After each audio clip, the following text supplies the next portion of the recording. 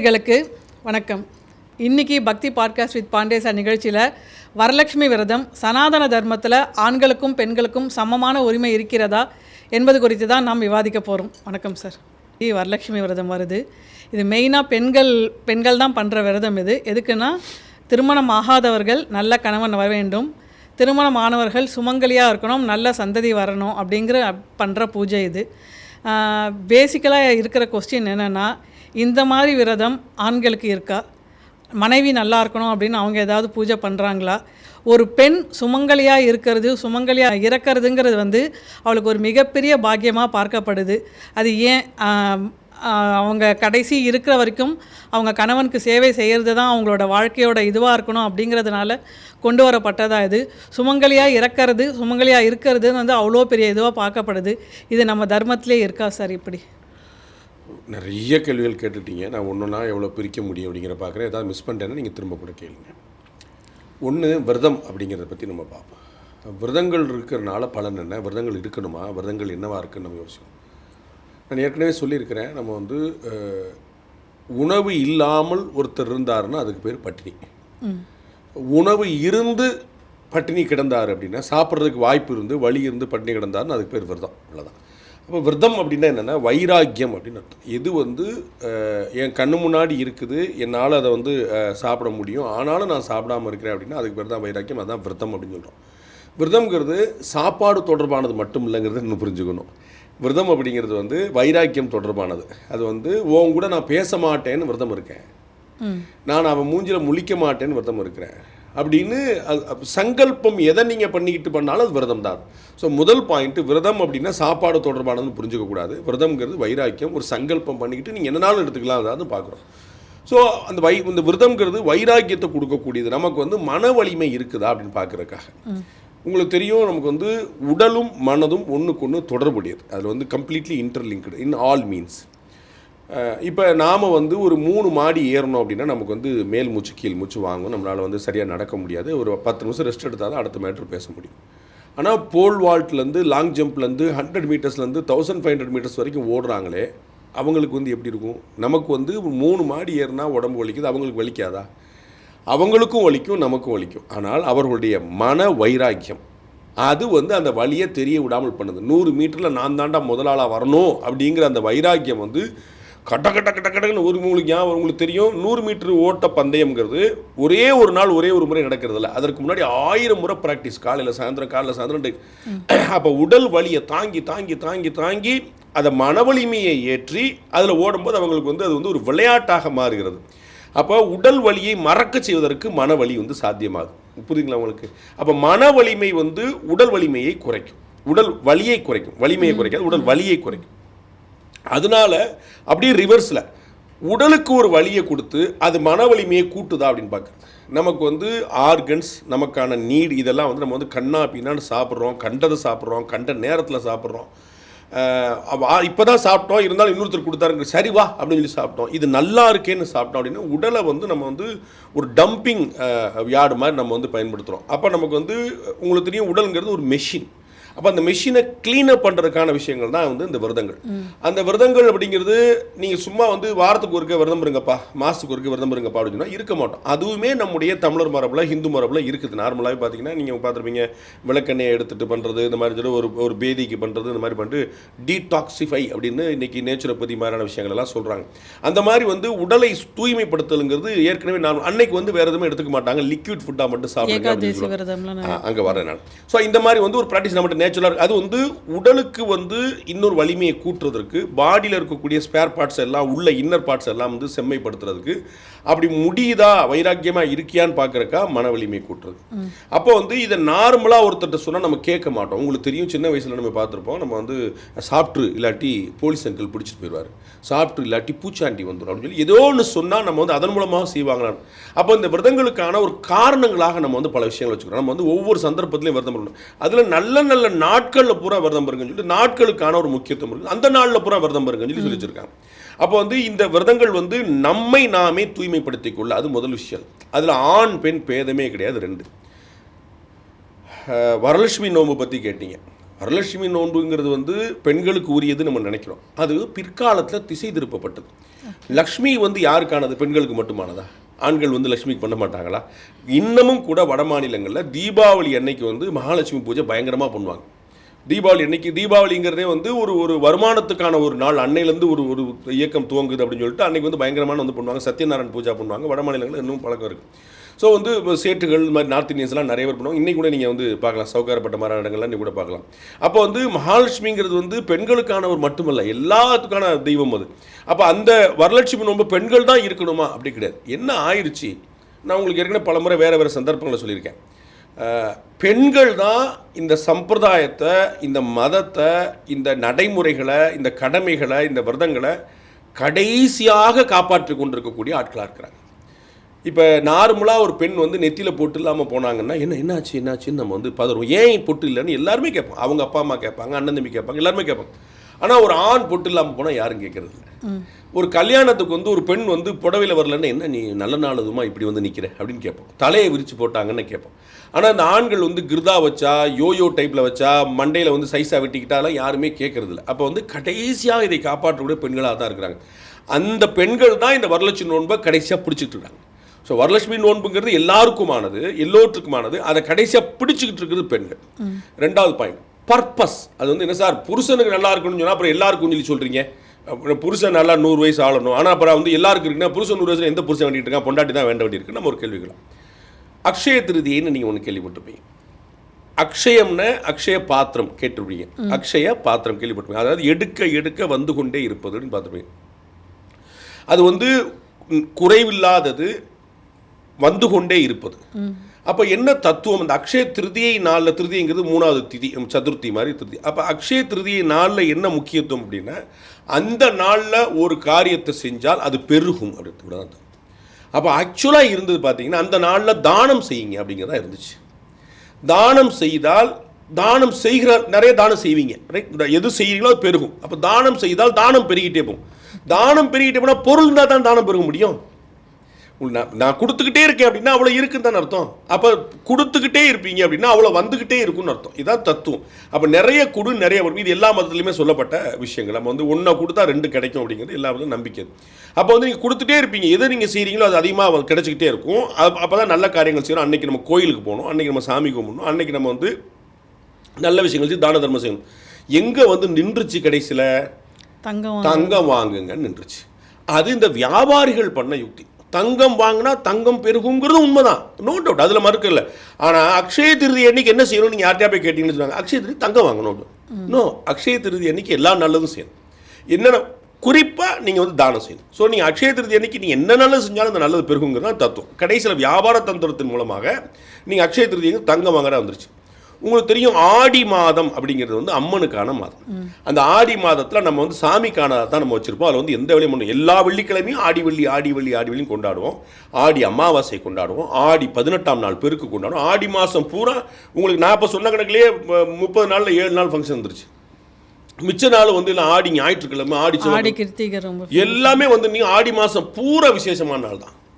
அப்போ என்ன பண்ணுவாங்க, சாமி கும்பிட்றத நீங்கள் பார்த்துருப்பீங்க, நிறைய பெண்கள் நீங்கள் பார்த்துருப்பீங்க குலதெய்வம் கோயிலுக்கு போவாங்க, எல்லாமே சாமி கும்பிடுவாங்க. அப்போ கூட போய் அவங்க எல்லாருமே காவி உடுத்தி, சிகப்பு உடுத்தி சாமி கும்பிட்றது மட்டும்தான் வேலையை வச்சுருப்பாங்க. அதனால் துணிமணிகள் விற்பனை எல்லாம் அடிபட்டு போச்சு. ஆடி மாதம் விற்பனையே கிடையாது. விற்பனையே இல்லைங்கிறனால இந்த வியாபாரிகள் என்ன செஞ்சாங்க, ஆடி தள்ளுபடி அப்படின்னாங்க. ஆடி மாதத்தில் நார்மலாக சேல்ஸே இல்லை எனக்கு, அப்போ சேல்ஸுக்காக நான் வந்து 100 ரூபா குறைச்சி கொடுக்குறேங்கன்னு ஆடி. இப்போ என்ன ஆகி போச்சு, ஆடி மாதம் துணி கடையில் விற்பனை நடக்காதுங்கிறது போய் ஆடி மாத சேல்ஸ் தான் பியூட்டிஃபுல்லான சேல்ஸ் ஆகும். உள்ளே பீக் சேல்ஸ் வந்து தீபாவளிக்கு அடுத்து, பொங்கலுக்கு அடுத்து ஆடி மாதம் தான் ஆகிப்போச்சு. அப்போ ஆனால் இப்போ என்ன சொல்லி கேட்பாங்க, ஆடி மாதம்னா என்ன, துணியெல்லாம் கம்மி விலை கிடைக்கும். அந்த பர்பஸில் ஆடி மாதத்தில் அம்மனுக்கான மாதம், அதுதான் நோக்கம். அது பின்னாடி வர்த்தகமயமாகி மாறி அக்ஷய திருதிக்கு தங்கம் வாங்கணும், ஆடி மாதத்துக்கு துணி வாங்கணுங்கிற மாதிரி போய் நின்றுச்சு. அதோட பர்பஸ் அது இல்லை. ஸோ அந்த வரலட்சுமி நோன்புக்கு வந்து எல்லாரும் நல்லா இருக்கணும், குடும்பம் குட்டி பூரா நல்லா இருக்கணும். ஆனால் அது எப்பயுமே பெண்கள் தான் கடைசி வரைக்கும் தூக்கி பிடிக்கிறாங்க இருக்கிறாங்கனால அவங்கள்ட்ட வந்து நிற்கிது. அந்த வரலட்சுமி நோன்பு எல்லாருமே இருக்கலாம், ஆண்கள் இருக்கலாம். லட்சுமி இன்னைக்கு நோன்பு அதோடைய சங்கல்பம் எதுவானாலும் வச்சுக்கலாம். நீங்கள் எங்கள் வீட்டுக்காரர் நல்லா இருக்கணும்னு நீங்கள் என் தம்பி நல்லா இருக்கணும், நான் எங்கன்னே நல்லா இருக்கணும். அவர் ஏன்னா வச்சுக்கலாம் மேலே இருக்கு உங்களுக்கு. லக்ஷ்மி வந்து நீங்கள் வரந்தானே கேட்க போகிறீங்க. அவர் இல்லைப்பா நான் வந்து ஒன்லி ஒய்ஃப்ஸ்க்கு தான் மட்டும் கொடுப்பேன், நான் வந்து கொடுக்க மாட்டேன், ஒர்க்கிங் உமன் கொடுக்க மாட்டேன், ஹவுஸ் ஒய்ஃப் தான் கொடுப்பேன் ஏதாவது சொல்ல. அம்மாவுடைய கருணைக்கு ஏதாவது பயாஸ் இருக்கா, பாரபட்சம் இருக்குதா, அது எல்லாரும் கொடுப்போம். அப்போ ஆனால் இன்னைக்கு வந்து நின்றுட்டது வந்து பார்த்தீங்கன்னா இதான் சங்கல்பம் நம்ம பெண்களை செய்கிறாங்கன்னா நம்ம குடும்பம் நல்லா இருக்கணும், ஆத்துக்கார் நல்லா இருக்கணும், வீட்டுக்கார் நல்லா இருக்குன்னு சொல்கிறாங்க. அதில் அடுத்த தத்துவம் பாருங்கள், வீட்டுக்கார் நல்லா இருக்கணும், மாங்கல்ய பலம் நல்லா இருக்கணும், சுமங்கலியாக போகணும் அப்படின்னா மாங்கல்யம் தந்துனா நேனா மம ஜீவன ஹேத்துனா அப்படின்னு அந்த தத்துவம். இந்த அதாவது அது நீங்கள் 2 விதமாக நீங்கள் சான்ஸ்கிரிட்டுக்கு அர்த்தம் வந்து நீங்கள் 100 விதமாக நீங்கள் வந்து புரிஞ்சுக்க முடியும். அதனால தான் அதை வந்து குருநாதர்கள் மூலமாக மட்டுமே கற்றுக்கணும்னு சொல்லி சொல்கிறாங்க.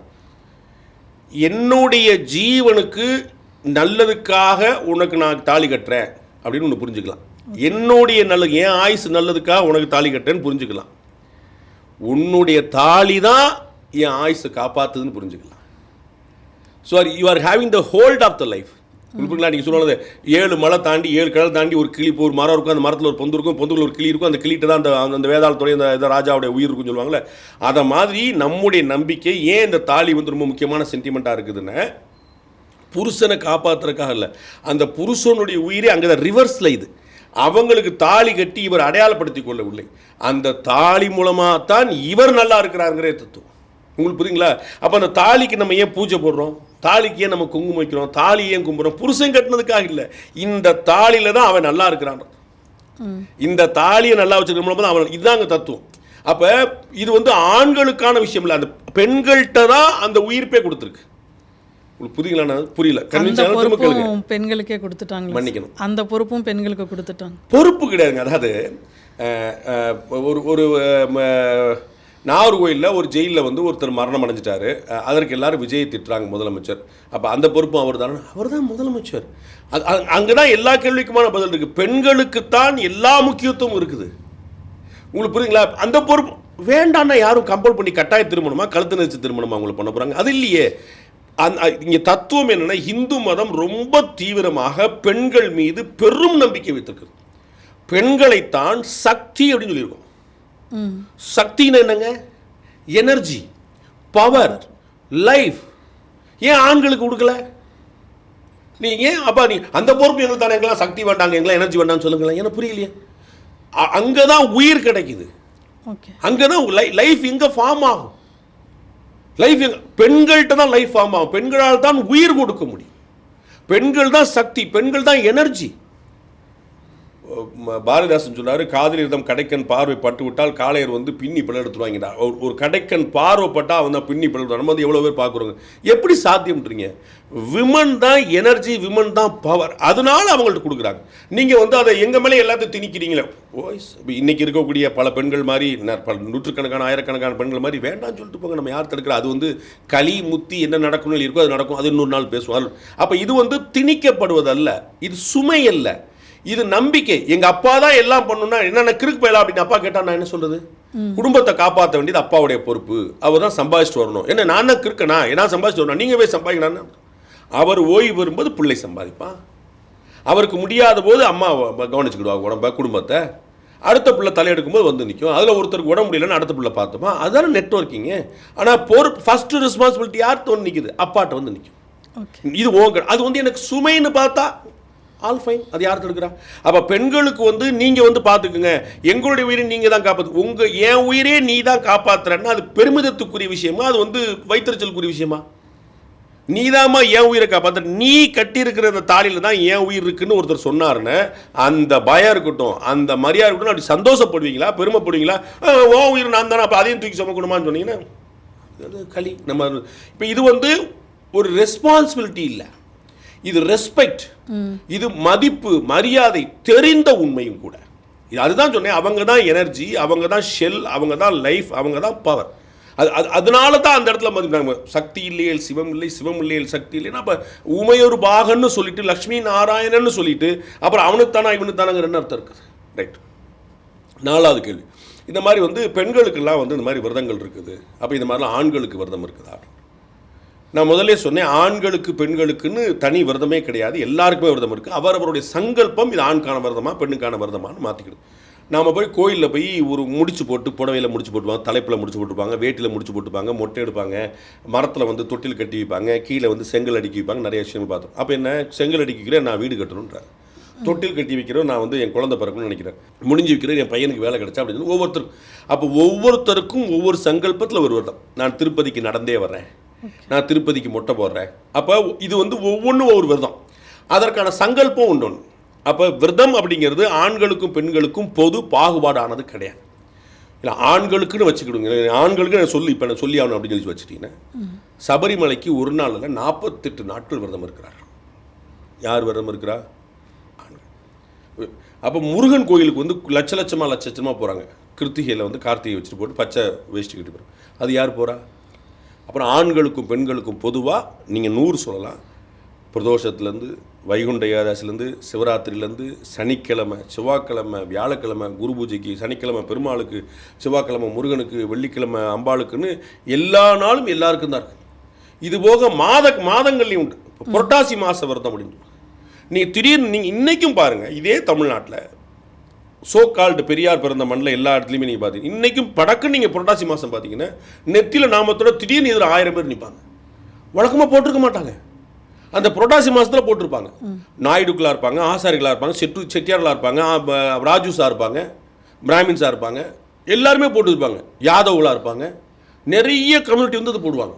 ஏன்னா புரட்டாசி மாதத்துக்கு விரதம். இன்றைக்கி கறி சாப்பிட மாட்டேன், அது விரதம் இல்லையா? நான் நார்மலாக இன்றைக்கி கவிச்சி சாப்பிட மாட்டேன், அமாவாசைக்கு சாப்பிட மாட்டேன், வெள்ளிக்கிழமை சாப்பிட மாட்டேன், சனிக்கிழமை சாப்பிட மாட்டேன், ஞாயிற்றுக்கிழமை சாப்பிட மாட்டேன், வியாழக்கிழமை சாப்பிட மாட்டேன் குருநாதருக்கு. அப்போ இதெல்லாம் விரதங்கள் இல்லையா? அப்போ விரதங்கள் வந்து காமன், சங்கல்பம் டிஃபர்ஸ். அதை காப்பாற்றி கடைசியில் நிற்பவர்களாக இந்த பெண்கள் இருக்கிறார்கள். அதனால நீங்கள் நினைத்தால் அது சுமையாகவோ, எங்கள் கணக்கில் அது வந்து பெரிய பெருமையாகவோ அது இருக்குது. அது வந்து பெண்கள் தான் அதை கடைசியில், நான் பல உதாரணங்கள் சொல்லிட்டேன், பெண்கள் தான் அதை கடைசியில் காப்பாற்றி நிற்கக்கூடியவங்க. நான் வேற ஒரு உதாரணம் சொன்னேன், வேஷ்டி அணிகிறவங்க யாருன்னு யோசிச்சு பார்த்தீங்கன்னா உங்களுக்கு நான் வேற இடத்துல சொன்னேன், சும்மா உங்களுக்கு புரிவிக்கிறதுக்காக சொல்கிறேன். ஏழை, பிராமணர்கள், கிராமத்தவர்கள், விவசாயிகள், அரசியல்வாதி, இந்த 5 பேர். ஏன்னா இந்த அரசியல்வாதிகள் இல்லையா, நம்ம வந்து திரு விஜய் அவர்கள் தமிழக முதலமைச்சர் இப்போ கோட் ஷூட் போட்டது கூட வந்து விமர்சனம் வச்சு, ஏன் தமிழர்களின் அடையாளம் இந்த வேஷ்டி. அப்போ நீங்களே போராட்டி என்ன சார் அர்த்தம் உங்களுக்கு புரியுங்களா? நீ போடாமல் யாரும் நீங்களே போராட்டி என்ன அர்த்தம்? இந்த கணக்கு தான். அப்போ தாய்மை தான் இந்த விரதத்தின் சங்கல்பத்தின் உறைவிடம். நீங்களே பண்ணாட்டி என்னமா அர்த்தம்? அப்போ நீங்கள் தான் நம்ம பிள்ளைகள் சொல்லி தரணும். எந்த குழந்தையும் நல்ல குழந்தை தான் மண்டில். அப்போ நல்லவராவதும் தீயவராவதும் அன்னை அப்பா வளர்ப்பிலேன்னு சொல்லியிருக்கலாம்ல. அது கதைக்கு ஆகாது. அம்மாவால் தான் வளர்க்க முடியும், அம்மா தான் கூடவே இருக்கும். அம்மா எப்போ பதிலுக்கு பதில் பேச தெரியாத பொழுது வளர்த்துக்கிட்டு இருப்பா. நீ வெளியில் நடமாட ஆரம்பிச்சப்பறம் தான் அப்பா கூப்பிட்டு போவார், அப்புறம் தான் உலகத்தை காட்டுவார். ஆனால் உலகமே என்னன்னு அம்மா மட்டும் தான் காட்டுவா. உங்களுக்கு புரியுங்களா? அப்போ அம்மாட்ட தான் முதல் விஷயங்கள் கருவாக இருக்கும். நீங்கள் பிரகலாத சரித்திரம் கேட்டிருப்பீங்க. கருவில் இருக்கும் போதுலேயும் இந்த நாலேஜ் அம்மாவில் மட்டும்தான் கொடுக்க முடியும். அப்போ அம்மாவுக்கு தான் இது எல்லாமே தலையெழுத்தா அப்படின்னு கேட்டால் இறைவன் காப்பாற்று. அது கொடுத்த பெண்களுக்கு கொடுத்த தனி பவர் அப்படின்னு சொல்றீங்க. நான் பெண்களுக்கு கொடுத்த பவர் இல்ல, பெண்கள்கிட்ட இருக்கிற பவர்ன்றேன். நீங்க கொடுத்த பவர்னு நான் பெரிய ஆளாயிடுறேன்ல. ஓகே, உங்களுக்கு சுதந்திரம் கொடுத்தேன்னு சொல்ல, சுதந்திரம் எனது பிறப்புரிமைன்னாரு. நீ யாரா கொடுக்கறது? It's my birth right. அப்ப பெண்கள் வல்லம், நம்ம பலமுறை பேசியிருக்கோங்க, நான் சொல்லியிருக்கேன். இந்த பிரசவம் அப்படிங்கிற ஒரு வழியை ஒரு ஆணால தாங்க முடியுமான்னு யோசிக்கணும். நீங்க இனிமேல் உலகத்தில் பிரசவங்கள் ஆண்களுக்கு தான் நடக்கும்னு மாத்திட்டா மக்கள் தொகை மறுநாள் நின்று போகும். 50 வருஷம் கழிச்சு மறுநாள் நின்று போகும். அப்ப இவ்வளவு பெரிய வலியை தாங்கக்கூடிய வலிமை, ரத்தப்போக்கு இருந்து வயிறு வலிச்சு வாந்தி எடுத்து ஒரு நாள் இல்லை, 10 மாசம் தலை சுற்றல், மயக்கம், சாப்பாடு இறங்கல, பசிக்குது, எல்லா நாளும் ஒரு ஒரு உறுத்தல். குழந்தை வந்து உள்ள இந்த பக்கம் சாஞ்சு படுக்கக்கூடாது, அந்த பக்கம் சாஞ்சு படுக்கக்கூடாது, இப்படி பண்ணக்கூடாது, அப்படி இவ்வளோ ரெஸ்ட்ரிக்ஷன்ஸை டெய்லி வச்சுக்கிட்டு குழந்தை பிறந்த பிறகு அட்லீஸ்ட் ஃபார் ஒரு 1 or 2 years, at least for 2 years கண்கொத்தி பாம்பு மாதிரி பார்த்து யார் பண்ணுவா? அம்மாக்களை தவிர வேறு யாரும் பண்ண முடியாது. அது ஆக்சுவலாக இது நீ ஆண்கள் வந்து தாயுமானவர் அப்படின்லாம் சொல்லிக்கல, நீங்கள் பண்ண முடியாது. அப்போ இது வந்து ஆண்கள் பெண்களுக்கு கொடுத்ததில்லை, யாரோ பெண்களுக்கு கொடுத்ததில்லை. இது பெண்களுக்கு மட்டுமே இருக்கக்கூடிய தனித்திறன், தனி சக்தி, தனி பவர் சொல்கிறேன். அதனால தான் நான் வழி தாங்க சொல்கிறேன். யாரால் ஆண் பெண்கள் வந்து எவ்வளோ பார்த்துருப்போம், நம்ம தாய்மை சொல்லிக்கிட்டே போகலாம். 4 பேருக்கு தான் சாப்பாடு இருக்குது, வீட்டில் 5 பேர்னா அந்த அம்மாக்காரி 4 பேர் கொடுத்து அவள் பட்டினி கிடப்பான். என்னான்னு இருக்க மாட்டானே, அம்மாவுக்கு சாப்பிட்டியான்னு கேட்க கூட மாட்டான். பிள்ளையும் கேட்காது, அம்மா அப்பாவும் கேட்க மாட்டான். அம்மாவுக்கு அந்த மன வலிமை உள்ளவே இருக்கின்ற, இந்த வைராக்கியம் உள்ளவே இருக்குன்ற. அதனால தான் இந்த பிரசவத்திலேருந்து இந்த விரதத்துலேருந்து வைராக்கியத்தில் எல்லாமே பெண்கள்கிட்ட இருக்கின்ற. இது யாரோ கொடுத்ததில்ல, அவரோட இருப்பதுன்ற. ஓகே, நீங்கள் இப்போ சொன்னீங்க சார், அந்த கடைசி பொறுப்பு பெண்களுக்கு தான் இருக்குது அப்படின்னு சொன்னீங்க. நானும் சில இடத்துல ஏதோ படிச்சிருக்கேன், இது பண்ணியிருக்கேன். பெண்களோட பக்தி அப்படின்னா ராக் மாதிரி அந்த அளவுக்கு சாலிடாக இருக்கும். நாட் ஒன்லி பக்திங்க, அவங்களுடைய வைராக்கியமே டீப்பானதாக இருக்கும். நீங்கள் வந்து நீங்கள் பார்த்துருப்பீங்கல்ல, பெண்களுக்கு வந்து சாதாரணமாக சரணப்பட்டுற மாட்டாங்க, சாதாரணமாக ஆசைப்பட்டுற மாட்டாங்க, சாதாரணமாக முடிவெடுத்துட மாட்டாங்க. ஒரு துணி எடுக்க போனாங்கன்னா ஒரு இதில் எடுத்துட மாட்டாங்க, 100 அவங்க அந்த அலசி டீப்பு. ஆண்கள் இது பேசிக் நேச்சர். நான் வேற ஒரு சந்தர்ப்பத்தில் சொல்லியிருக்கிறேன், ஆண்களும் பெண்களுமே தனித்தனி ஸ்பீசிஸ்மே. புரியுங்களா? ஆண்கள் பெண்களே நம்ம வந்து காமனாக நம்முடைய கன்வீனியன்ஸுக்காக நம்ம ஹியூமன்னு பண்ணிக்கிட்டோம். நம்மளுடைய அண்டர்ஸ்டாண்டிங்காக நம்ம வந்து ஒரு குடும்பம் அப்படிங்கிற ஒரு செட்டப்பை வந்து இந்த உடைமையியல் சமுதாயம் வந்து நமக்கு வந்து கொண்டு வந்துருச்சு. ஆனால் பெண்கள் தனி ஸ்பீஸ், அவங்களுடைய தாட் ப்ராசஸ். ஆண்கள் வேறு மாதிரி யோசிப்பாங்க, பெண்கள் வேறு மாதிரி யோசிக்கிறதே வேறு யாரும், முடிவெடுக்கும் திறன் வேறு, கம்ப்ளீட்டாக எல்லாமே வேறு. அதில் 100% டிஃப்ரெண்ட். அது வந்து அவங்கள்ட்ட இயல்பாகவே இருக்கிறதுன்ற. அது வந்து ஆண்கள் கொடுத்தோ ஆண்கள்கிட்ட வந்ததோ பெண்கள் வந்து பொறுமையாக இருக்கிற அவங்களுடைய மொத்தமே வேறண்ட. Not only physique, thought process, decision making, எதுவுமே ஒரு நிமிஷத்தில் முடிவு எடுத்துட மாட்டாங்க. பக்தி ரொம்ப ஸ்ட்ராங்காக இருக்குல்ல, எல்லாமே ரொம்ப ஸ்ட்ராங்காக. உடல் வலிமை பற்றி சொன்னேன், அவங்கள்ட்ட எல்லாம் சாதாரண திரும்ப மாட்டாங்க. இந்த பக்கம் இது வேணுமா இது வேண்டாமா போனால் அது 100 தடவை யோசிப்பாங்க. ஒன்று வேணும்னு முடிவு எடுத்துட்டாங்க, இது சாமிகிட்ட நிற்கணும் முடிவெடுத்துட்டாங்க, என் பிள்ளைய பெரிய ஆளாக்கணும் முடிவெடுத்துட்டாங்க, புருஷன் இல்லை விட்டுட்டு போயிட்டான் இறந்து போயிட்டான். நம்ம எவ்வளோ பார்க்குறோம், நம்ம ட்ரஸ்ட்டில் நம்ம ஹெல்ப் பண்ணதில். சிங்கிள் பேரண்ட்டு நம்ம சொல்லிக்கிடுவோம். சிங்கிள் பேரண்ட்னா மதர் தான். சிங்கிள் பேரண்ட்டில் எந்த அப்பா பிள்ளைய காப்பாற்றுறான்? புருஷங்கார செத்து போயிட்டான், இல்லாட்டி புருஷங்கார விட்டுட்டு போயிட்டான், பிள்ளைய அம்மா விடுறது இல்லை. அப்போ அந்த வைராக்கி எங்கேருந்து வருது? அந்த ஸ்தித பிரக்ஞன் அப்படிங்கிறது பெண்களுக்கு தான் பொருந்தும். அது பக்தியில் மட்டும் இல்லை, எல்லாத்துலேயுமே அவங்க ரொம்ப ஸ்ட்ராங்கானவங்க தான். இல்லை, அது நான் ஏன் கேட்க வந்தேன்னா, அந்த அளவுக்கு ஸ்ட்ராங்காக மன வலிமையாக பக்தி எல்லாம் பாராட்டுறவங்க ஏன் ஒரு மடாதிபதியாவோ ஜிஆராவோ இருக்கிறதுக்கு பெண்கள் அனுமதிக்கப்படுறது இல்லை சார்? ரொம்ப லாஜிக்கலான கேள்வி. துறவுக்கு தேவை வைராக்கியம், அது வந்து ஆண்களுக்கு இணையாக பெண்களுக்கு இருக்குது, அதில் வந்து குழப்பம் இல்லை. ஆனால் இது மடாதிபதி அப்படிங்கிறது துறவு இல்லை, பொசிஷன். மடா அதிபதி, யூ ஆர் ஓனிங் பொசிஷனில் possession, you are owning a lot. ஆதீனங்களுக்கான சொத்து என்ன? ஆதீனங்கள், ஜீயர்கள், ஆச்சாரிய பெருமக்கள், குருமார்கள், இவங்கள்லாம் துறந்தவர்கள் அல்ல, திருமணம் செய்யாமல் இருந்திருக்காங்க, அதாவது குடும்ப வாழ்க்கையில் இல்லாமல் இருந்திருக்காங்க. ஆனால் அவர்கள் துறவிகள்ங்கிறது எனக்கு ஒன்றுமே கிடையாது சொல்லி கிளம்பி போயிடுறவங்க. உங்களுக்கு புரியுங்களா? இவர்கள் வந்து இந்த மதத்தை காப்பதற்காக வந்தவர்கள், அந்தந்த அவங்க தர்மத்தை காப்பதற்காக வந்திருக்காங்க, சைவத்தை காக்க, வைணவத்தை காக்க, அந்தந்த மதத்தை காக்க. அப்போ அவங்களுக்கு ஒரு டியூட்டி இங்கே இருக்குது, அதனால ஆயிரக்கணக்கான சொத்துக்கள் அங்கே இருக்குது. அந்த டியூட்டிக்காக அந்த சொத்துக்களை பராமரிப்பதும் அந்த டியூட்டியை செவனை நிறைவேற்ற வைப்பதும் அது வந்து அவங்களுடைய வேலையாக இருக்குது. அப்போ துறவுக்கு ஆண் இல்லை பெண் இல்லை, யாருனாலும் துறவு இல்லை. எனக்கு இது வேண்டான்னு பார்த்தா நம்ம வந்து நிறைய பேரை பார்த்துருக்கோம். நம்ம மாதா அமிர்தானந்தமை இன்னைக்கான சமீபத்திய உதாரணமாக இருக்கும். நிறைய பெண்கள் வந்து சொல்லிட்டு போகலாம், துறவில் வந்து உச்சம் தொட்டவங்க நிறைய பேர் இருக்கிறாங்க. அவர்களை உலகம் கொண்டாடி கொண்டிருக்கிறது, அதில் வந்து நமக்கு குழப்பம் இல்லை. ஆனால் இந்த சீட், இந்த பொசிஷன் வந்து ஹிந்து மதத்தில் மட்டும் இல்லை, நல்லா நீங்கள் பார்க்கணும். ஆமாம், ஒரு போப் கூட ஆக முடியாது. நீங்கள் வந்து அதுதான் சொல்கிறேன், அது மத தலைவர்கள் ஆண்களாக வந்து இருக்கக்கூடிய அந்த இடத்துல வந்து அது வந்து மசூதியில் போய் நீங்கள் தொழுகை நடத்துறது பாருங்கள், அங்கே வந்து பெண்கள் தொழுகை நடத்துகிறாங்களா நீங்கள் பாருங்கள். அதாவது ஒருத்தர் முன்னின்று நடத்தணும்னு குரானில் சொல்லப்படுது. எல்லாருமே கும்பிடலாம், எல்லாருமே தொழுகை நடத்தலாம், தொழுகையை முன்னின்று நடத்தக்கூடிய ஒருத்தர் அங்கே என்றைக்கா பெண் இருந்திருக்காங்களா நீங்கள் பார்க்கணும். என்ன அப்படின்னா அவங்களுக்கான இந்த நான் ஏற்கனவே சொன்ன அந்த பவர் இருக்குது பாருங்கள், அந்த சக்தி இருக்குது பாருங்கள், அதில் இந்த பிளட் சர்க்குலேஷன், பிளட் பியூரிஃபிகேஷன், இந்த பீரியட்ஸ்னு சொல்கிறேன் பாருங்கள், இந்த விஷயங்கள் இருக்கிறதுனால இன்ஃபெக்ஷன்ஸ் இருக்கக்கூடாதுங்க.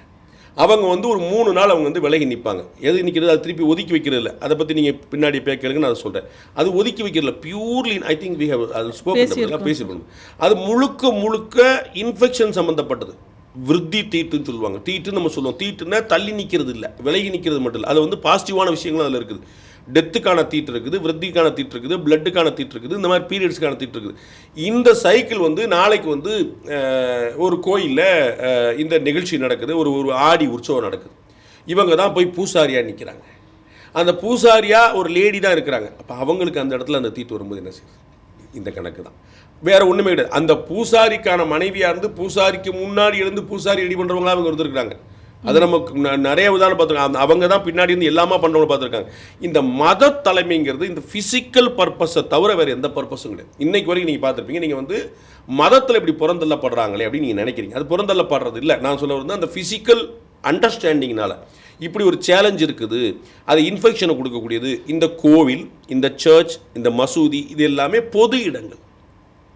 இந்த பொது இடங்களில் இன்ஃபெக்ஷனுக்கான ஒரு ஸ்பேஸ் கிடைக்கக்கூடாது.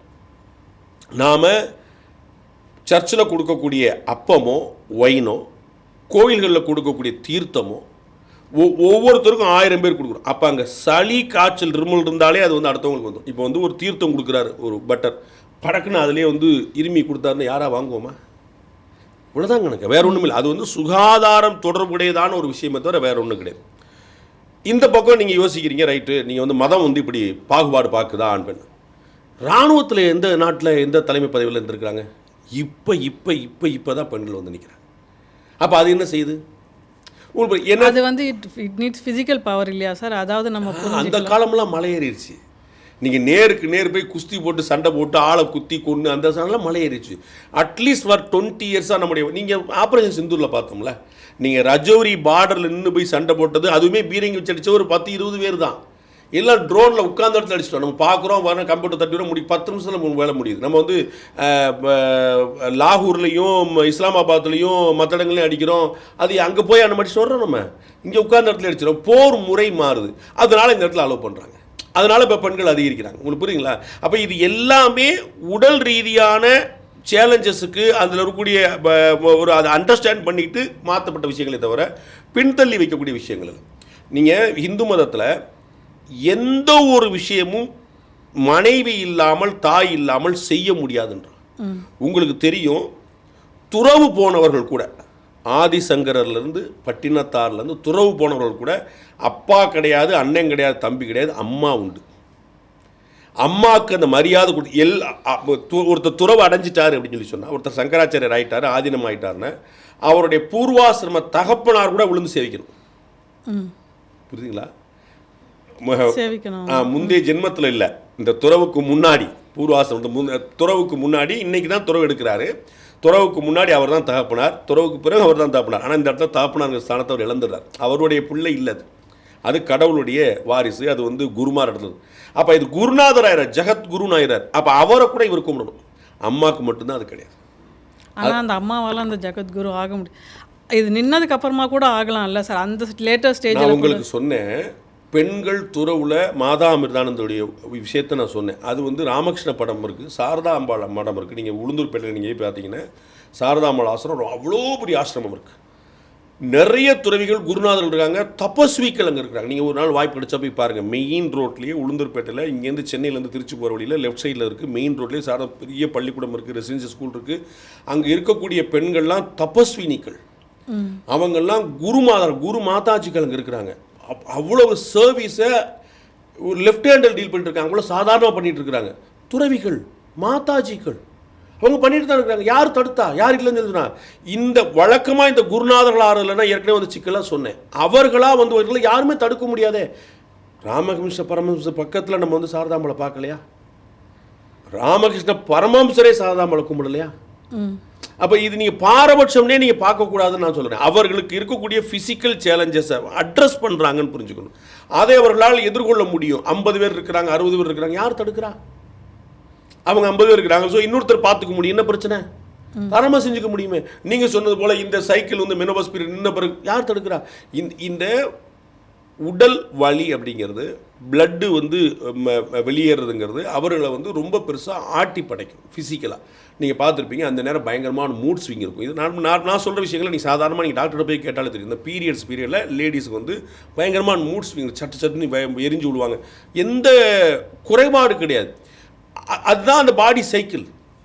நீங்கள் ஒரு குருநாதராக இருந்துக்கிட்டு நீங்கள் அந்த சைக்கிள் இருந்துக்கிட்டு நீங்கள் வந்து ஒரு சட்டு சீக்கிரம் வேலையை முடியும் அப்படின்னு சொல்லி சொன்னீங்கன்னா, அப்போ இந்த ஒவ்வொரு ஃபிசிக்கும் எப்படி அமைக்கப்பட்டிருக்குன்னு பார்க்குறாங்க. உங்களுக்கு புரியல? ஏன் நீங்கள் துறவு போகிறவங்களா பிரம்மச்சரியம் போகணும்னு சொல்லி சொல்கிறாங்க? ஏன் கல்யாணம் பண்ணிட்டு போக வேண்டியது? நீங்கள் யார் வேணான்றா? ஒய்ஃப் ஹஸ்பண்டோட நீங்கள் துறவரம் போங்கன்னு சொல்ல வேண்டியதானே, வானப்பிரஸ்தம் சொல்கிறோம்ல, அது மாதிரி ஹஸ்பண்ட் ஒய்ஃபோட நீங்கள் அருள் பாலிக்க வேண்டியதானே. உங்களுக்கு நீங்கள் பந்தம்னு ஒன்று வந்துட்டா பற்றறுத்தல் பற்றி உன்னால் பேச முடியாது. அப்போ அதை அறுத்துட்டு போய் நிற்கினால்தான் உங்களால் நிற்க முடியும். அப்போ வந்து அதுக்கு அர்த்தம் வந்து அப்போ குடும்பஸ்தரெலாம் பக்தி கிடையாது, நீங்கள் தான் பக்தியை காப்பாற்ற போகிறீங்களா? இது கேள்வியா? துறவில் நிற்கிறவர், ஒரு மடாதிபதியாக இருக்கிறவர், குருநாதராக இருக்கிறவர் வந்து ஏன் வந்து திருமணம் பண்ணாமல் இருக்கணும்? அப்போ திருமணம் பண்ணால் நாங்களாம் பொறுக்கியா? திருமணம் பண்ணாதவர் மட்டும்தான் பக்திமானா? அது இல்லை. வைராக்கியத்துடைய அடுத்த கட்டம்.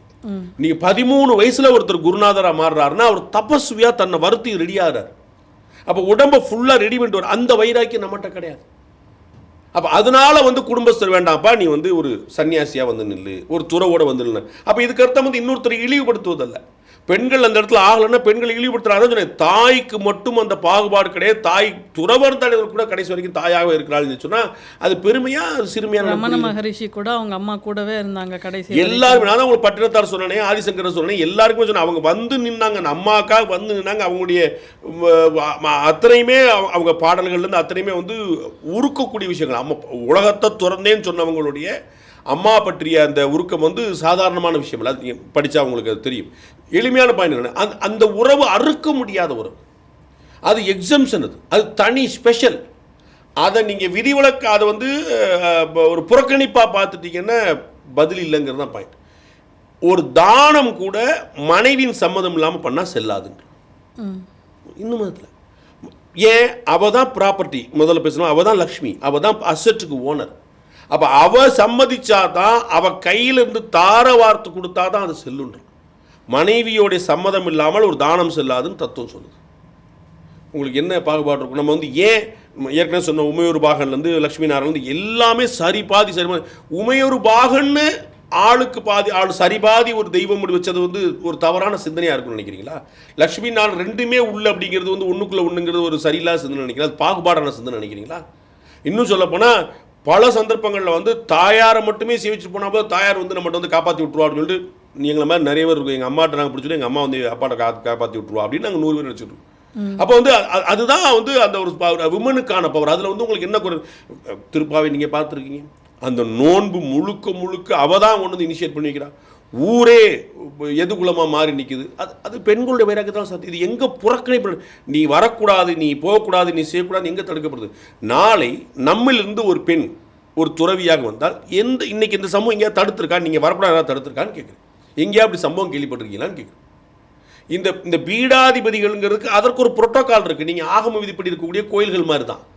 நாளைக்கு நீங்கள் ஒரு கோவிலை கட்டி அந்த கோயிலில் நீங்கள் ஒரு பெண்ணை நியமித்து அவர் தான் பூசார்னு யார் தடுப்பா? மேல்மருவத்தூர் இருக்கே. ஆகமத்தில் நான் அதான் நெக்ஸ்ட் கேட்க வந்தேன். நான் இது முடிச்சிடுறேன். ஓகே.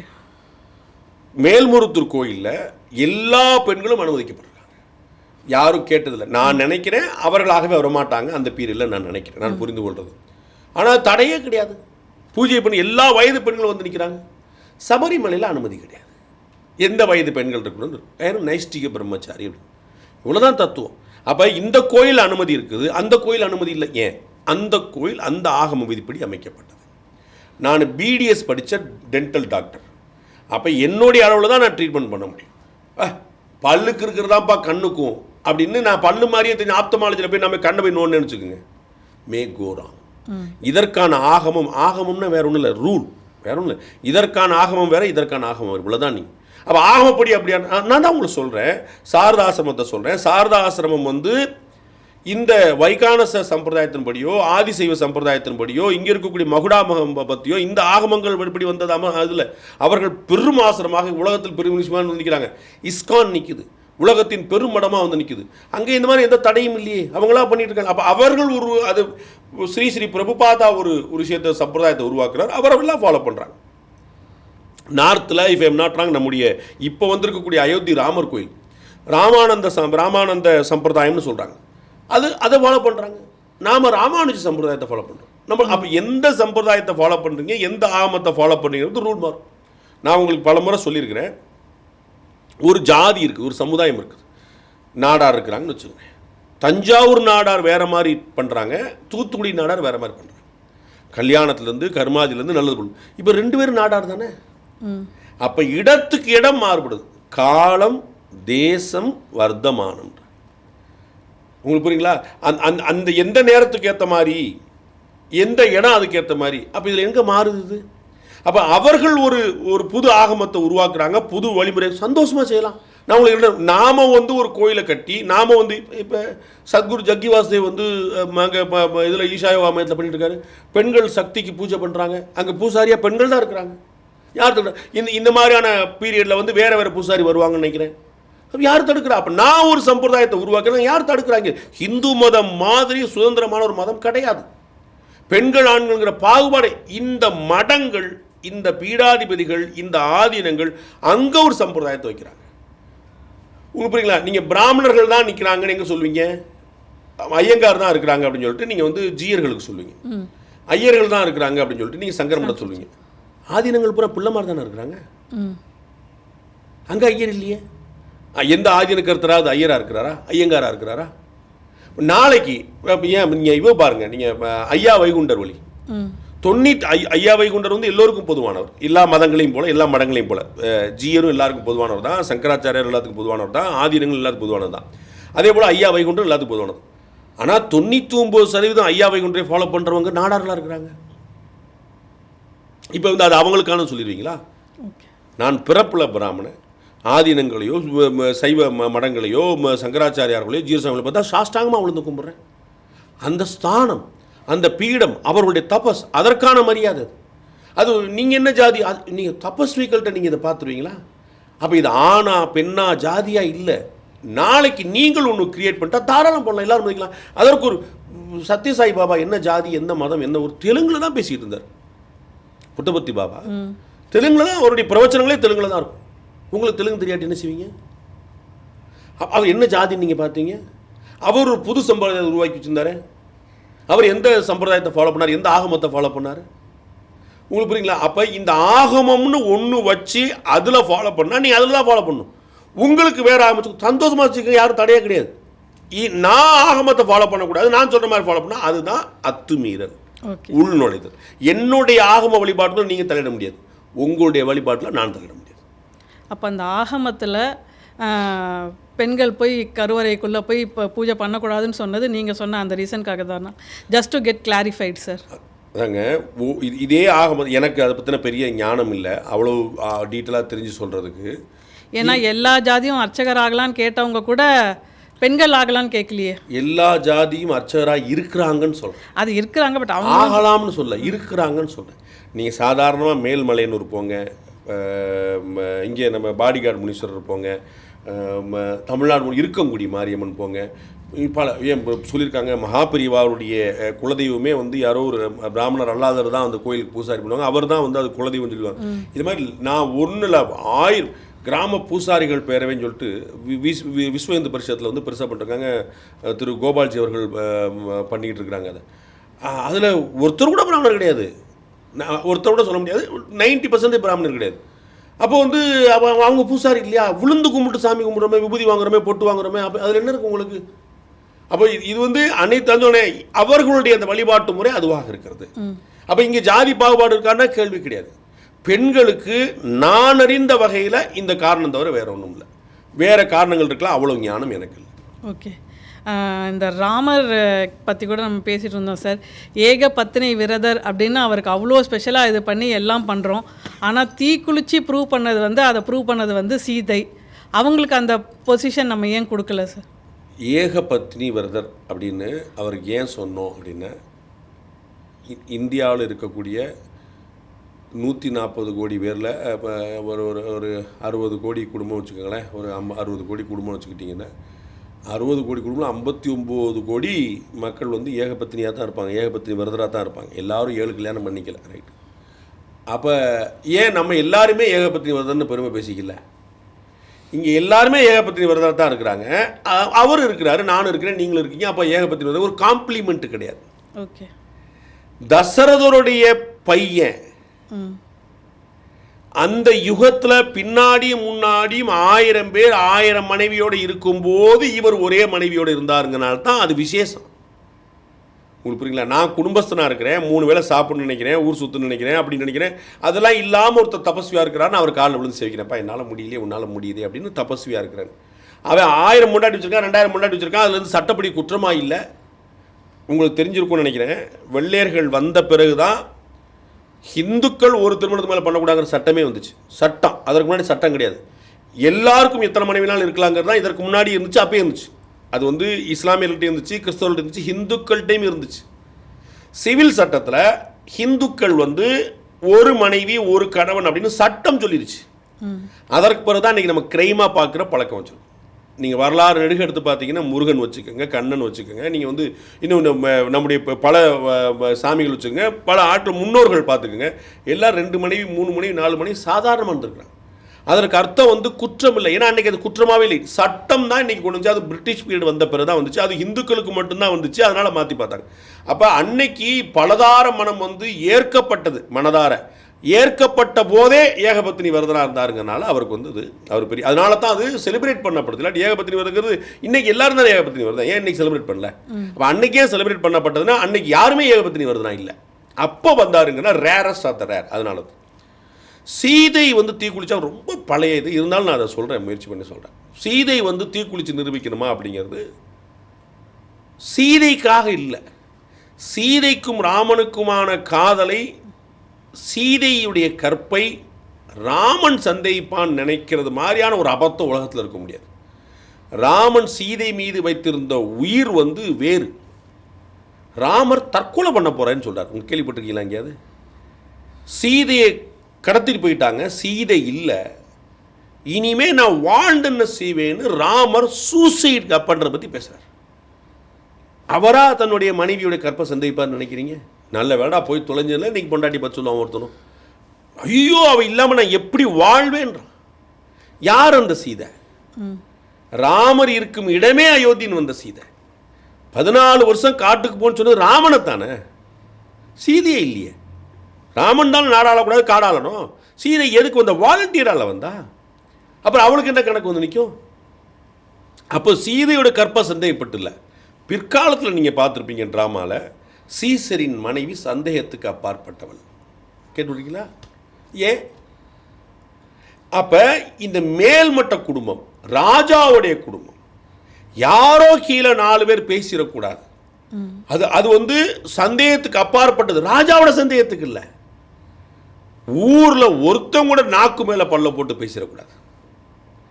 அதுக்கு அவ தீயில குதிச்சு, நம்ம நினச்சிக்கிட்டு இருக்கிறோம் தீயில குதிச்சு வாடுனா அவ வந்து செத்து பொழைச்சி வந்தா, ஃபீனிக்ஸ் புறவை போல வந்தான். அவளுக்கு அது தண்ணி, அவளுக்கு அது சாதாரணமாக முங்கி குளிக்கிற விஷயம். இது உங்களுக்கு கேட்குற காமெடியாக இருக்கலாம், சார் வந்து நல்ல வார்த்தை ஜாலமாக பியூட்டிஃபுல்லாக பேசுகிறாருன்னு நினைக்கலாம். இன்னைக்கு வரைக்கும் நம்ம பார்க்குறோம், எங்கள் ஊர் பெரிய மாரியம்மன் கோயிலில் பூக்குழி உற்சவம் சொல்லுவோம், தீக்குழி உற்சவம் கிடையாது, பூக்குழி உற்சவம் சொல்லுவோம். அப்படி அள்ளி நெருப்பு இருக்கும். எல்லா அம்மன் கோயில்கள்லையும் எல்லா சாமிகள் கோயில்லையும் அவ்வளோ கோயில் இருக்கும், லட்சக்கணக்கான பேர் நடக்கிறாங்க. நீங்கள் அப்படியே அடுத்து பாயிண்ட் வரும், பின்னாடி வர்ற ஒரு 100 பேர் வந்து நடந்து கடந்த ஒரு வெறும் தரையில் மட்டும் கூட போகலாம், அப்படி பிளந்துருக்கும். அங்கேயும் சூடு இருக்குங்கிற மறந்துடக்கூடாது. கனல் வந்து கொதிச்சுட்டு 2 அடி 3 அடி இருந்த ஒரு இடத்துல அது நடந்து அகன்று போய் இருந்துட்டு அந்த கூட சூடு இருக்கும். ஆனால் முதல்ல நடந்த ஒரு 100 பேர் 200 பேர் 50 பேர் 10 பேர் ஒருத்தர் பூசாரி நெருப்பில் நடந்து போகலையா? எப்படி மறுநாள் காலையில் சாதாரணமாக எந்திரிச்சு வீட்டுக்கு போயிட்டு அடுத்த வேலையை பார்த்துட்டு இருக்கிறாரு? அது அந்த வைராக்கியத்தை தான் வெளிப்படுத்துறாரு. அப்போ இந்த தீக்குளித்தல் என்பது தண்டனை அல்ல, அவள் காட்டிக்கிட்டது. அதற்கு சீதையை வந்து யாரை விட அதிகமாக புரிஞ்சிடும் ராமர், ஆப்வியஸ்லி.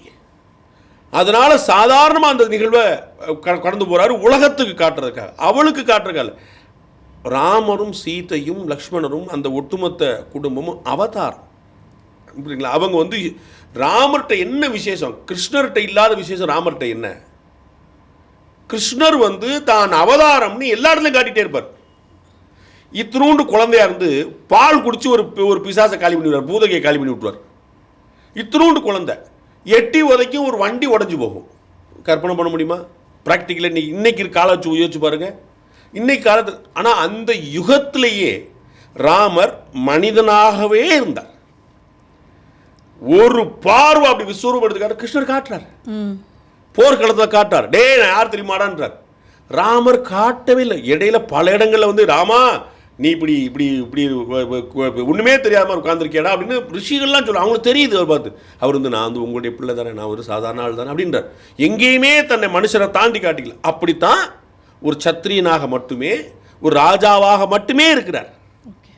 அப்போ கடவுள் அப்படி செய்யலாமாங்கிறது இல்லை, கடவுள் மனுஷ ரூபம் எடுத்து நிற்கிறார். அப்போ மனுஷன் எப்படி இருக்கணுங்கிறதுக்கான அடையாளம் அது. இன்னைக்கு எந்த பெண் பத்தினி இல்லை. நம்ம ஏக பத்தினி வரதான் ஒரே ஒரு கல்யாணம் பண்ண ஒரு ஆளை பற்றி பேசிகிட்டு இருக்கிறோம். அது வந்து நம்ம 100 பேர் அப்படி இருக்காங்க, 50 கோடி பேர் அப்படி தான் இருக்காங்க. 50 கோடி பெண்களும் பத்தினியாக தானே இருக்கிறாங்க. ஆனால் பத்தினி யாருன்னு சொன்னால் நம்ம ஏன் சீதையை சொல்கிறோம்? கற்புக்கரசினா ஏன் சீதையை சொல்கிறோம்? ஏன் கண்ணகியை சொல்கிறோம்? ஏன் முனியம்மா, காளியம்மா, மேரியம்மா, மாரியம்மான்னு ஏன் நம்ம எல்லா பெண்களையும் சொல்ல, நம்முடைய தாயை சொல்ல, நம்முடைய தங்கச்சி சொல்ல? அதுதான் அடையாளம், அதுதான் ஐகான். உங்களுக்கு புரியுங்களா? ஒரு மாற திருகி ஊரை எரிச்சிட்டா கண்ணகி. அப்போ அவருடைய கற்பு அவ்வளவு நெருப்பாக இருந்ததுங்கிறது அடையாளம். அப்போ எல்லோரும் கண்ணகி காலத்திலேயே எல்லோரும் கற்போடு இருந்தார்கள். இன்னைக்கு எல்லோரும் கற்போடு இருக்கிறார். அப்போ அது இல்லை பிரச்சனை, அவர் கற்பின் அடையாளமாக நின்றாள். அப்போ சீதை வந்து கற்பின் அடையாளமாக அப்படி வாழ்ந்து காட்டுறதுக்காக வந்து அவதார். புருஷங்கார ராஜாவாக இருந்தால் நான் ராணியாக இருப்பேன், புருஷங்கார காட்டுக்கு போனால் பாஸ் நீங்கள் போயிட்டு ஆஃப்டர் 14 இயர்ஸ் வாங்க, வி வில் மீட் லேட்டர் அப்படிங்கிறது இல்லை. நீ காட்டுக்கு போனால் நான் என்ன தத்துவம்? நீ நல்லா இருக்கும்போது தான் நான் நல்லா இருப்பேன். உனக்கு ஒரு கஷ்டம்னா அது என்னுடைய கஷ்டம். ராமர் இருக்கும் இடமே சீதைக்கு அயோத்தின்னு அர்த்தம். நீ காட்டுக்கு போனால் நீ காட்டுக்கு வான்னு அர்த்தம் இல்லை, அவ தான் வாலண்டியர் பண்ணுறான். உங்களுக்கு புரியல? ராமர் காட்டுக்கிட்டு வராதுன்னு தத்துவம் பேசுகிறார், தேவையில்லாத வளர்ந்தார் வர்றார். அப்போ இது வந்து அடையாளம். ஒரு மனைவி எப்படி இருக்க வேண்டும் என்பதற்கு அடையாளமாக சீதையும், ஒரு கணவன் எப்படி இருக்க வேண்டும் என்பதற்கான அடையாளமாக ராமரும் இருந்தார். உங்களுக்கு இது வந்து இந்த சோதனை உலகத்துக்கான வழிகாட்டல், அவர்களுக்கான சந்தேகம் அல்ல. ராமனுக்கு என்ன சீதை மேலே, விஷ்ணுக்கு என்ன லட்சுமி மேலே, சிவனுக்கு என்ன பார்வதி மேலே, அவர்கள் வந்து உங்கள்கிட்ட ப்ரூவ் பண்ணணுமா என்ன? நம்ம அவ்வளோ பெரிய அப்பாட்டாக்கிறா, நமக்கு வாழ சொல்லி கொடுக்குறாங்க. அவர்கள் கண்ணன் வந்து முழு முதற் கடவுள்ன்றான். படக்குன்னு காலவனும் தெய்வமே காப்பாற்ற சொல்கிறது மாதிரி, அது தவிர வேற ஒன்றும் வழியே கிடையாது. அவர் விஸ்வரூபி, அப்படி பின்னி படல் எடுப்பார். ராமர் வந்து காமன் மேனாவே வாழ்ந்து காட்டுறார். காட்டுக்கு போகிறாரு, சண்டை போடுறாரு, ஒய்ஃப் ஒருத்தன் தூக்கிட்டு போடுறான், மீட் எடுக்கிறாரு, அதற்கு குரங்களுடைய உதவியில் நாடுறாரு, அதற்கு அந்த ராட்சசனுடைய குடும்பத்திலேருந்து 2 உதவியை நாடுறாரு. அப்போ வழிநடுக 4 சண்டையை போடுறாரு. அப்படி எல்லா மாதிரியும் கஷ்டங்களை அனுபவிச்சு போகிறார். பசியில் இருக்கிறாரு, புலம்புறாரு, காட்டில் இருக்கிறார். அப்போ எவ்ரி காமன் மேன் லைஃப்பில் இருக்கக்கூடிய விஷயங்களை கடந்து போகிற ராமன். ஏன் கடந்து? ராமர் வந்து கடவுள் இல்லையா? ஒத்த அம்ப விட்டா மொத்தம் போயிடாதா? லக்ஷ்மணன் ஏன் மயங்கி விழுறான்? சஞ்சீவி மலை ஏன் தூக்கிட்டு வரீங்க? உங்களுக்கு புரியுதா ஏதாவது? அப்போ வந்து லக்ஷ்மணன் வந்து அவன் அவதாரம் இல்லையா? அப்போ அவருக்கு என்ன உங்களுக்கு வந்து மயங்கி விழுகிறார்? எப்படி வந்து அவர் மூச்சு ஆவார்? கோமா ஸ்டேஜுக்கு போயிடுறாரு. எப்படி போவார்? அப்போ வந்து ஒரு தண்ணியை தெளிச்சு விட்டு எந்திரிச்சிட்டான்னு சொல்லிடலாம்ல?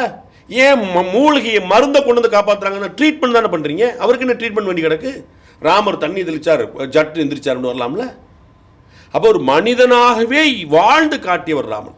அதே மனுஷியாகவே வாழ்ந்து காட்டுறதுக்காக வந்தவர் சீதை. அவர்கள் செய்த ஒரு நாடகம். அது நீங்கள் இன்னும் புரிஞ்சுக்கணும்.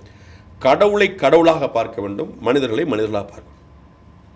கடவுளை நீங்கள் மனுஷனோட கம்பேர் பண்ணி நீங்கள் கடவுளாங்கிறது யோசிக்கணும். கடவுள் மனிதனாக வாழ்ந்து காட்டுவதற்கு செய்த தத்துவங்களை முன்னோடிகள் செய்வதற்காக பார்க்கணுமே தவிர அதில் நீங்கள் ஒன்றும் சொல்லக்கூடாது. ஓகே, இயல்பான பாயிண்ட்.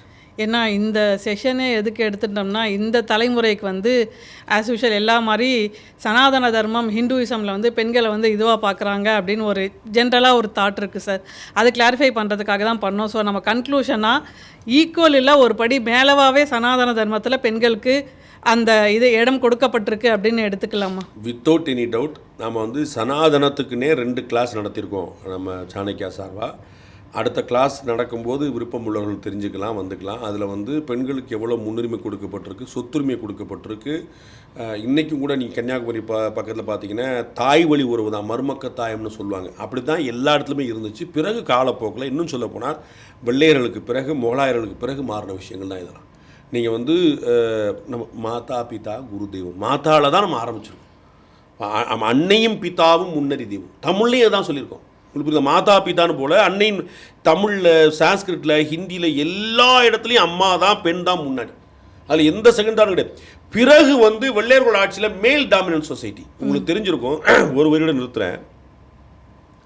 இந்தியாவில் சுதந்திரம் கிடைச்ச உடனே ஓட்டுரிமை யாருக்கு அப்படின்னா பாரதியார் சொன்னது போல எல்லோரும் இந்நாட்டு மன்னர்னு முடிச்சிட்டோம்.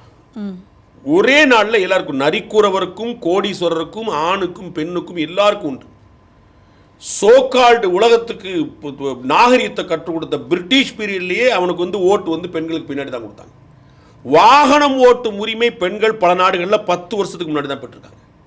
ஸோ பெண்களுக்கான உரிமை என்பது கொடுக்கப்பட்டதில் இருப்பதுன்னு நான் சொன்னேன் முதல்ல. அது இந்து மதத்தில் மட்டும்தான். நீங்கள் இன்னும் 1000 உதாரணம் இன்னும் நம்ம நீங்கள் வாரம் புதன்கிழமை பேசணும்னு சொல்லிட்டீங்களே, 1000 உதாரணங்கள் சொல்லலாம். பெண்களுக்கான உரிமை கொடுக்கப்பட்டதில் பெண்களுக்கான உரிமை இருந்தது, இந்து மதத்தில் தான் இருந்தது, எப்போதும் இருந்தது.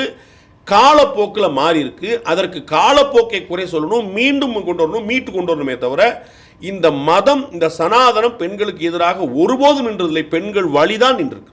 ஓகே, ரொம்ப நன்றி சார். வரலட்சுமி விரதம் ரொம்ப அருமையான விளக்கம் கொடுத்துருக்காரு. சனாதன தர்மத்தில் பெண்களுக்கு எவ்வளோ முக்கியத்துவம் இருக்குது அப்படின்னு. மீண்டும் அடுத்த வாரம் பக்தி பாட்காஸ்ட் வித் பாண்டே சார் நிகழ்ச்சியில் சந்திக்கலாம். அதுவரை நன்றி.